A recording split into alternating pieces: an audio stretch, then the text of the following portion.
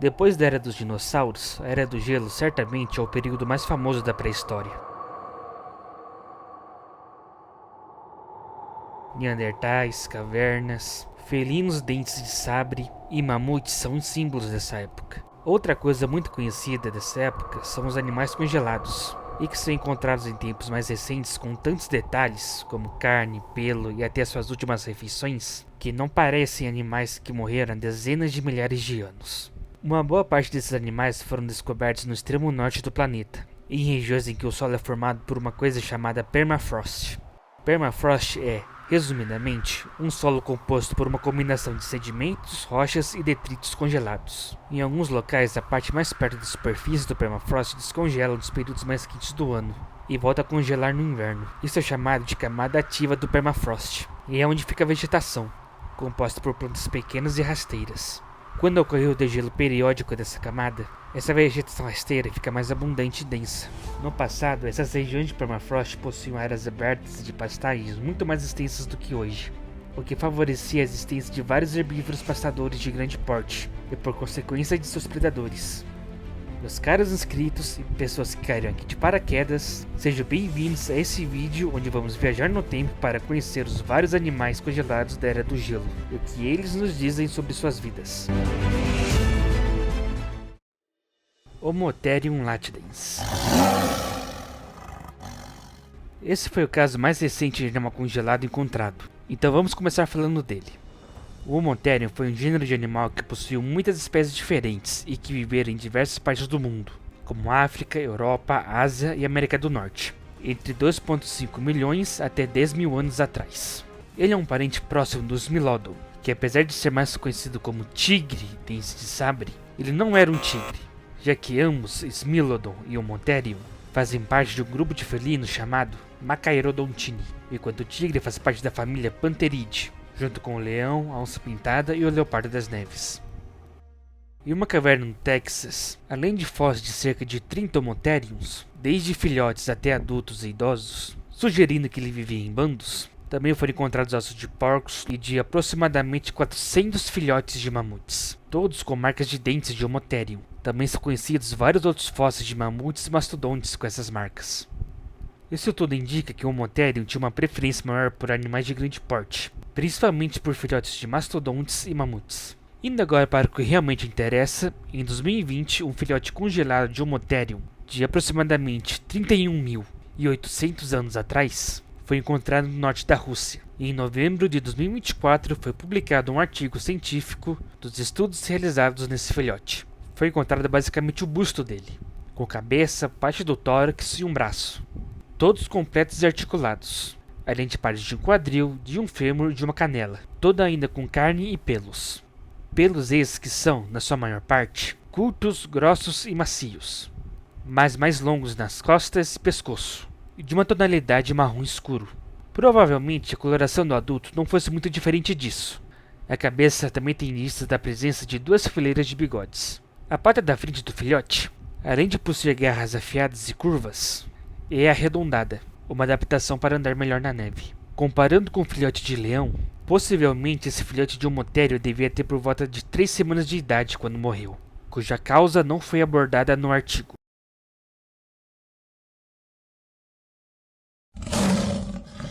Leão das cavernas.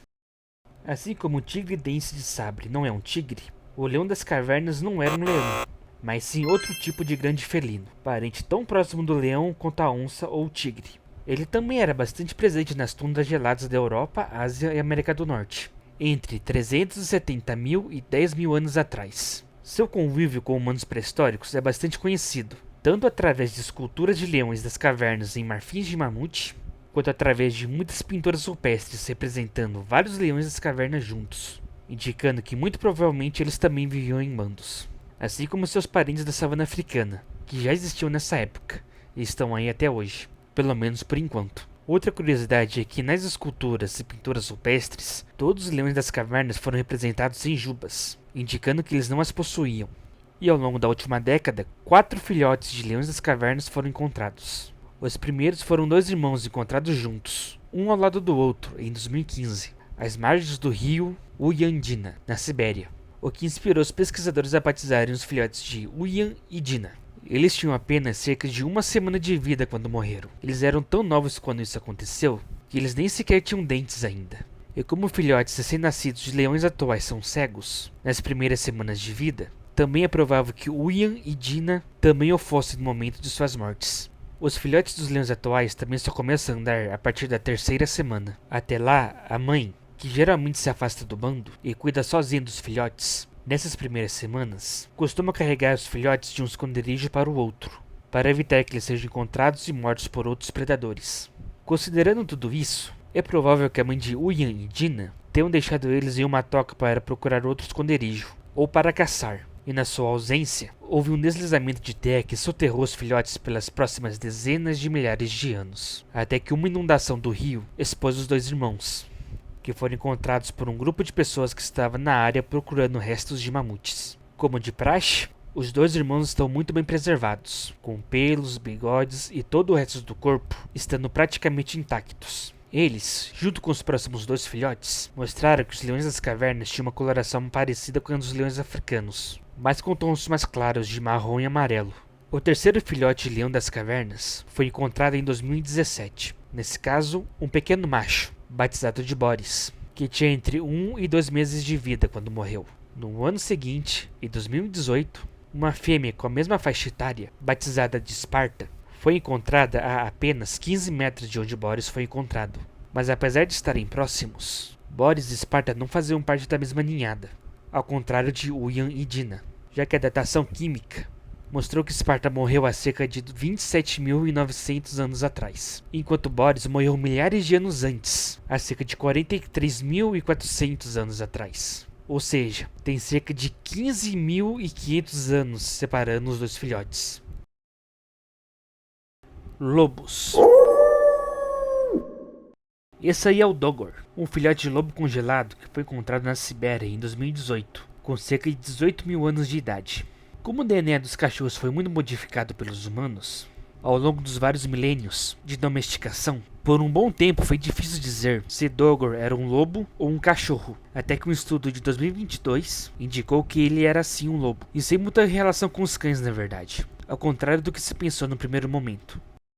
Em julho de 2016, uma carcaça de uma outra filhote de lobo cinzento foi descoberta em Yukon, no Canadá, que data de 57 mil anos atrás. E sim, essa garota é da exata mesma espécie de lobo cinzento que existe até hoje. Essa lobinha, que morreu com cerca de 7 semanas de idade, foi apelidada de Zur, que significa lobo em Han, uma língua dos nativos locais. As evidências sugerem que Zur também morreu soterrada dentro de sua toca. E de novo, o mesmo vale para outra dupla de lobinhas irmãs, encontradas na Sibéria e perto dos restos de assentamentos humanos, que tinham aproximadamente a mesma idade, cerca de 14 mil anos. Isso levou os cientistas a acreditarem no início de que elas eram na verdade filhotes de cachorros, mas estudos posteriores confirmaram que elas são de fato lobas.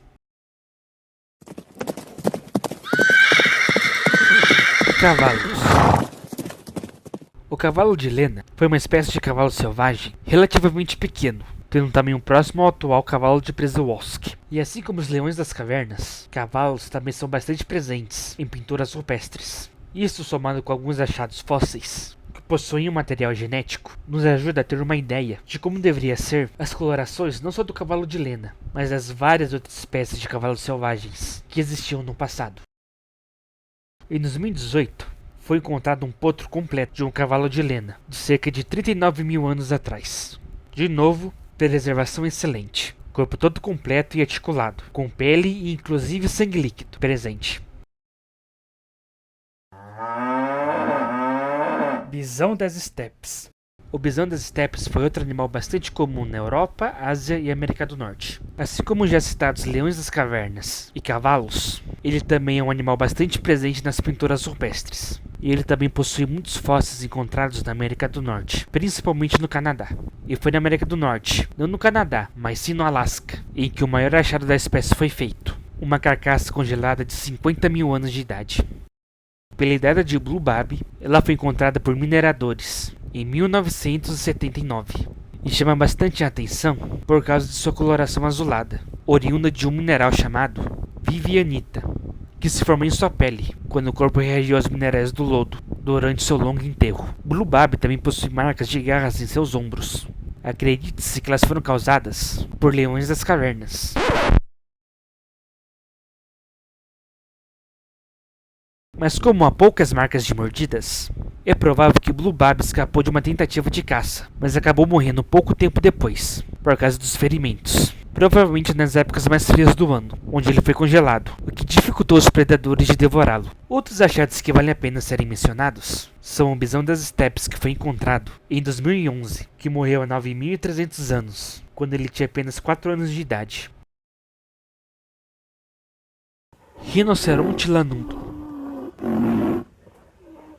Sem querer me repetir, mas o rinoceronte lanudo foi outro animal bastante comum na Europa, Ásia e em pinturas rupestres. Sendo assim, é natural que muitos fósseis de rinocerontes lanudos fossem encontrados, bem como alguns indivíduos congelados. Um deles foi um rinoceronte, encontrado em 2007. Ele estava bem completo e também com seus chifres, que ao contrário do marfim de mamute, é bem difícil de se preservar. Isso se deve porque chifres, no geral, são feitos de quitina, mesmo material das nossas unhas e cabelos, e portanto fácil de se decompor, enquanto os marfins são simplesmente dentes grandes, que por causa do esmalte, são mais resistentes até do que os ossos.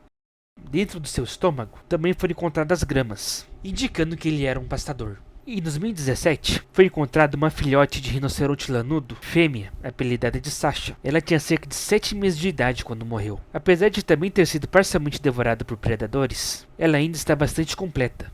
Em 2020, outro filhote de rinoceronte lanudo foi encontrado, próximo ao local onde Sasha foi. Ele era bem maior, tendo sido morto quando tinha entre 3 e 4 anos de idade. E no ano passado, em 2024, mineradores de ouro da Rússia encontraram outro rinoceronte lanudo. Ele também ainda estava com seu chifre, e estudos ainda estão sendo realizados com ele.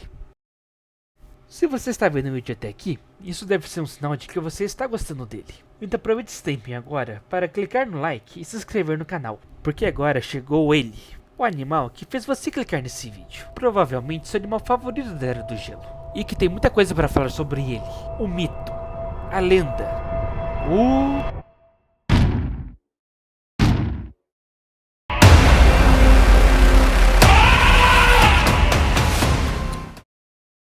Finalmente chegamos nele, um dos animais pré-históricos mais famosos de todos, o rei da Era do Gelo.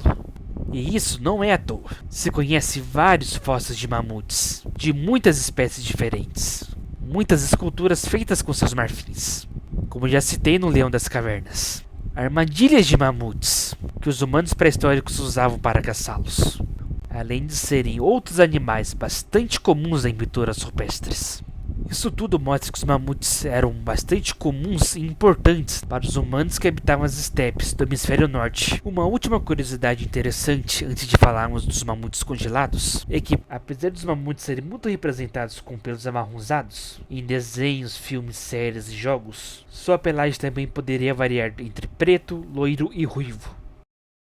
Para falar de mamutes congelados, nada mais justo do que começar pelo começo, com o mamute de Adams, o primeiro esqueleto de mamute com pedaços de carne e pele recuperado. Ele foi encontrado pelo botânico russo Mikhail Adams, de onde veio o nome do mamute, em 1806. Relatos e registros de mamutes na Sibéria existem desde o século XVII. Mas foi só a partir do mamute de Adams que esses animais ganharam a atenção dos pesquisadores. Apesar de alguns outros mamutes congelados terem sido encontrados desde então, um dos exemplares mais famosos é Lyuba, uma filhote de mamute fêmea encontrada em maio de 2007. Ela devia ter cerca de 30 dias de vida, quando morreu sufocada por lama há 42 mil anos atrás, já que foi encontrado lama dentro de sua tromba, traqueia e pulmões. Sua última refeição também ainda estava preservada, que foi o leite da mãe, obviamente, e também fezes. Koalas bebês comem as fezes da mãe para conseguir os micro-organismos necessários para a digestão das plantas que eles se alimentam. E essa também é a possível explicação do porquê Lyuba comeu fezes. Alguns anos depois, em 2010, foi encontrada outra filhote de mamute, na Sibéria, de 28 mil anos, que foi batizada de Yuka. Ela tem toda a sua pele, tufos de pelo, músculos, gordura e órgãos internos preservados. também foi possível extrair sangue líquido de Yuka. A análise dos dentes determinaram que ela tinha entre 6 e 8 anos de idade quando morreu. Marcas de mordidas nas costas de Yuka mostram que ela foi parcialmente exposta e devorada por predadores algumas vezes, desde sua morte. Até nos dias de hoje tem registros de lobos cinzentos devorando carcaças de mamute congeladas. Aumentando um pouco o tamanho dos animais, vamos para Zenia, um jovem mamute que foi encontrado na Sibéria e que tinha entre 15 e 16 anos quando morreu, há 48 mil anos atrás. Além de partes da pele e da carne, também foram encontrados depósitos de gordura no pescoço e nos ombros de Zenia. Muitas pinturas rupestres mostram mamutes com uma corcunda nesta região. Esses depósitos de gordura serviam para manter o animal bem nutrido, na falta de comida. Mais ou menos a mesma lógica para as corcovas de camelos e dromedários. Indo para mamutes adultos, o achado mais significativo deles é o mamute de Yukagir, que consiste de uma cabeça praticamente completa, apenas com a tromba ausente, as patas da frente e alguns órgãos, como estômago e intestinos. Dentro deles, foram encontrados restos de grama, algo que confirmou que os mamutes eram pastadores de campos abertos. O mamute de Yukagir também possui ferimentos curados nas vértebras, e mostrou que os mamutes também tinham a glândula temporal, uma glândula que fica entre os olhos e as orelhas, e que secreta uma substância que desempenha um papel importante na comunicação entre os elefantes atuais, principalmente em machos no cio. Época em que eles ficam tão agressivos devido aos altos níveis de testosterona que eles atacam e até matam vários animais, como rinocerontes e girafas, sem nenhum motivo aparente. O mamute de Yukagir mostrar que os mamutes também tinham essa glândula temporal pode indicar que talvez os mamutes machos também tinham esse comportamento. Bem, é isso pessoal, ainda tem um bocado de descobertas, pesquisas e curiosidades desse tipo da Era do Gelo que poderiam ser comentadas, mas acho que isso aqui já é um bom apanhado geral do assunto. Quem sabe não faça outro vídeo assim no futuro, com elas e mais algumas novas descobertas que foram feitas nesse meio tempo. Será que já terão recriado o mamute até lá? Por enquanto eu me despeço de vocês e espero vê-los em breve. Fique bem até lá e falou!